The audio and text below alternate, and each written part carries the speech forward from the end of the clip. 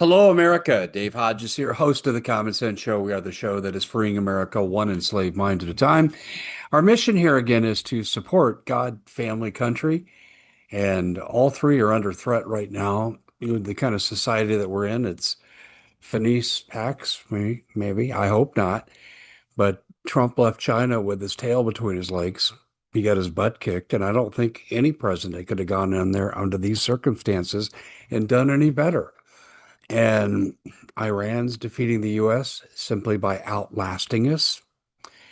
And of course, we've got a situation now where the data centers are wreaking havoc upon America. And we need to recognize what a data center is.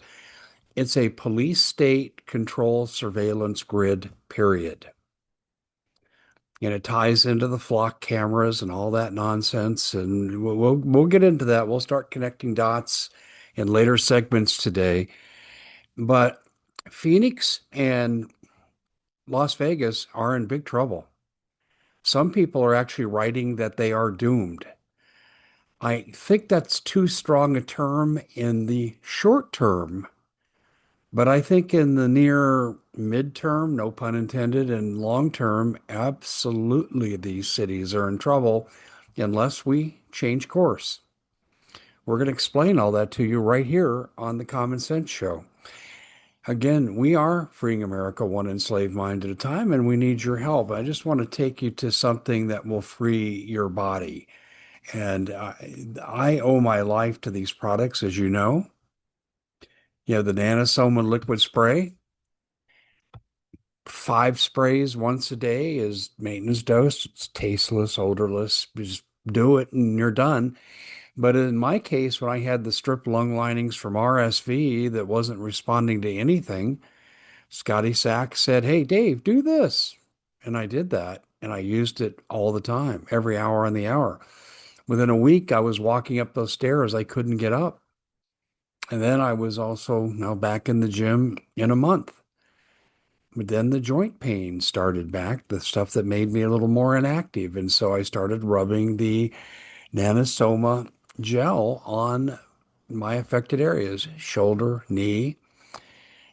Now, the rate of improvement there from the growing of the pluripotent stem cells varies a little bit. For me, it was 6 to 8 weeks, and I noticed big change at 6 weeks. At 8 weeks, I can do anything I want. I still have the shadow memories of the pain, though. It's kind of interesting. You don't really totally shed that. And I think, okay, we got knee extensions, and I know that's going to hurt.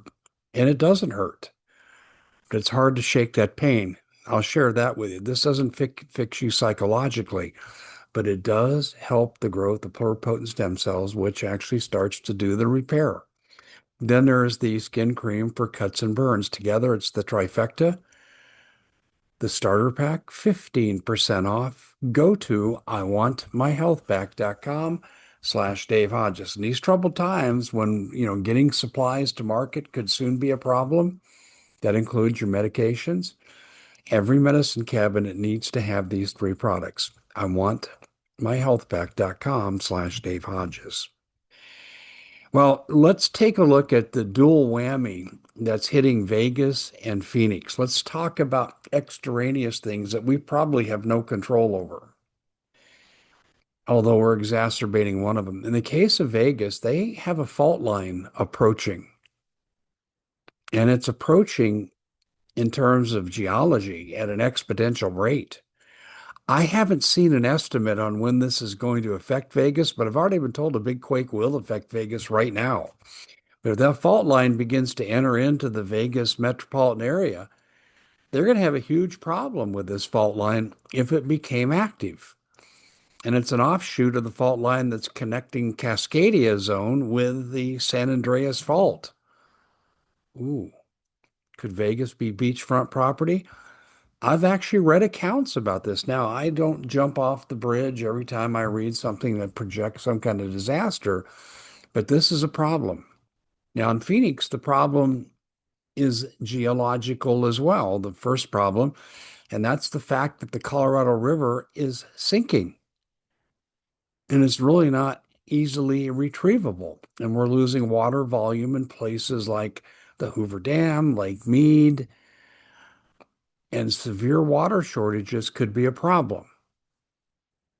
Vegas still has, they don't have a lot, but they don't have much of a margin for error for water shortages.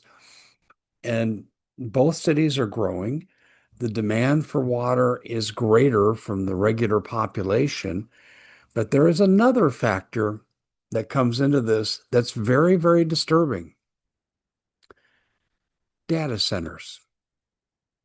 Yesterday, we talked to you about Lake Tahoe, where 50,000 customers were told by their electric company that you're going to have to find another source of power because the data centers need our energy. We also talked about a water issue in remote rural areas in Arkansas, and the same thing. Their water reservoirs are being drained dry.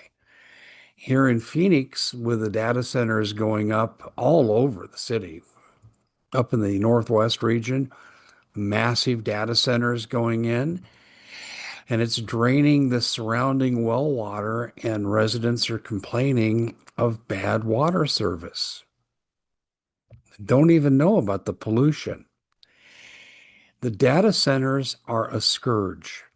They're taking massive amounts of water from cities that are in arid deserts.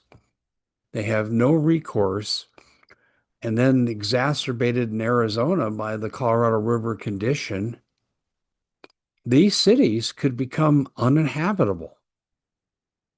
And this isn't Dave Hodges saying this. This is when I read about geologists, and they're saying, hey, we're not looking at this. We've got a lot of unplanned industrial development, unplanned growth, and it's a real and present danger to these two cities. If we continue down this path, it's some undetermined year that I can't put a finger on. But geologists are saying sooner rather than later. And I've asked a geologist who won't go on the record because they teach at a local university. I said, are we talking 5 years? Probably not that soon before it's widespread. 10 years, danger zone. That's what I've been told. I don't think anyone really knows. Here's what I do know, though. We're funding data centers with higher utility bills, higher water bills, and now we're looking at water shortages because of the data centers. Why? Why are we funding these data centers with our money and our resources that belong to the people? Are the politicians being greased to that level to where they're ignoring their people? And I want to step back just for a second because Revelation 13 addresses the mark of the beast, which is the police state surveillance grid, be part of it. This is part of it. We are funding, in my humble opinion, I believe we're funding our own demise. Data centers are not innocent, neutral entities to promote the welfare and development of technology. They are about gathering data. That's why they're called data centers. What data are they collecting? Well, stay tuned because we're going to walk you through some of this in later segments, and then we'll tie it back to this. It's just that Vegas, Lake Tahoe, rural areas of Arkansas, and my home area of Maricopa County in Arizona, we are in serious, serious danger. Most people don't put down their roots thinking 5 years ahead. They think this is my forever home. It may not be. I'm Dave Hodges. This is the Common Sense Show. We will see you back here again next time.